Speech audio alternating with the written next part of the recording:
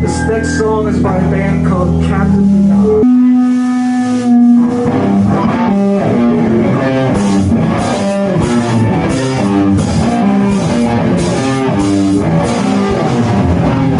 2003, I think, or no. So I was in a band with the guitarist that was in our later band, just the two of us, called Throat Wilder Mangrove and the Post-Nasal Drips, and we made really stupid music, and then we started our music for that band started to get more progressive and serious sounding. So, and I started to try to actually learn how to sing and not just make dumb voices. And we created a serious rock band called Melody, which I don't know why we called it that, really. It's not a really good name. That sucks. It was Dave Doyen. You want to know their first and last name? Sure.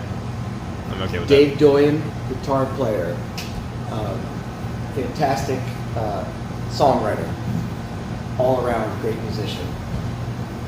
Couldn't drum, not a good drummer. Then you have Ernie, who is that name, man? That fucking name. Abs of Steel, Spiritual Guidance, Savant. I'm gonna say it the right way. Ernie was amazing. He never spoke a word. He was almost mute, but he could kick ass with drumming like he was in Tool or Rush.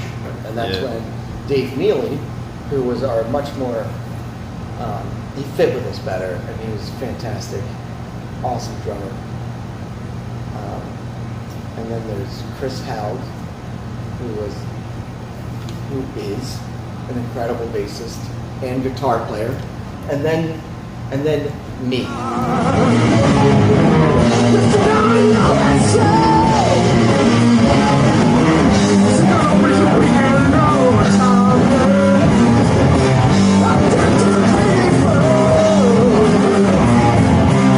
A bunch of my friends lived at a house on Milltown Road in Delaware that it was just, bands used to call it Grandma's house because it was designed as just like a family home, like typical like sitcom family home, white picket fence type thing.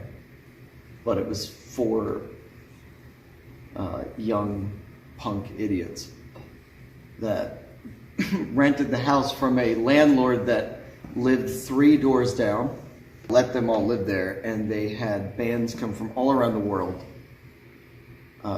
to play at their house, to the point where people thought that there was carnivals going on nearby because there were so many people at their house all the time. And that's where we got our name out, from playing there every show, because of course we did.